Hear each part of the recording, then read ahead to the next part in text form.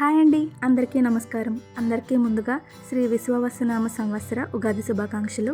ఉగాది పచ్చడిని ఎలా చేసుకోవాలో చూసేద్దాం. ముందుగా పులుపు కోసం చింతపండు నానబెట్టుకోవాలి.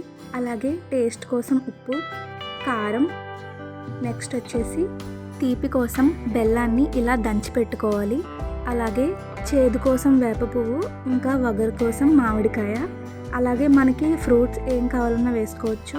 నెక్స్ట్ వచ్చేసి వేపుడు శనగపప్పు. ఇప్పుడు తయారీ విధానం చూసేద్దాం. ముందుగా ఒక బౌల్ తీసుకొని అందులోకి వేప పువ్వు వేసుకొని దాన్ని బాగా స్మాష్ చేసుకోవాలి. మన తెలుగు వాళ్ళందరికీ సంవత్సరం అనేది ఉగాదితోనే స్టార్ట్ అవుతుంది.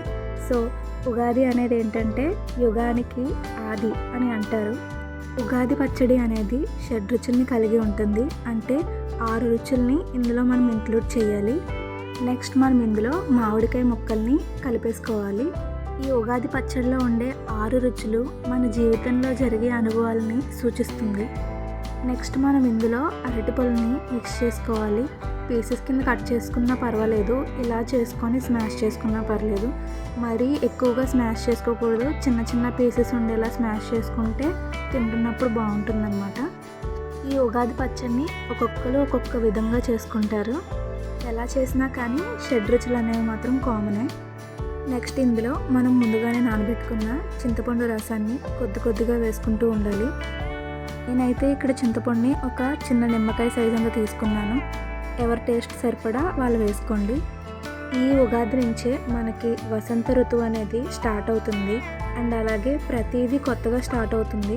అంటే కొత్త కారం, కొత్త బెల్లం, కొత్త చింతపండు, మామిడికాయలు, ఇంకా వేప పూత అనేది అప్పటి నుంచే స్టార్ట్ అవుతుంది. నెక్స్ట్ అయితే ఇందులో సరిపడా కారం వేసుకోవాలి.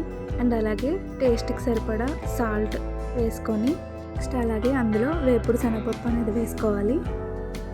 వేసుకున్నాక ఒకసారి బాగా మిక్స్ చేసుకోవాలి. అండ్ అలాగే ముందుగా దంచిపెట్టుకున్న బెల్లాన్ని ఇందులో వేసుకోవాలి.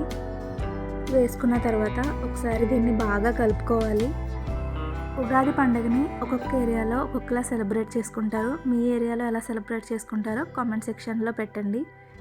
ఇలా పచ్చడిని బాగా మిక్స్ చేసుకున్నాక అందులో నేను దానిమ్మకాయ గింజల్ని యాడ్ చేసుకుంటున్నాను.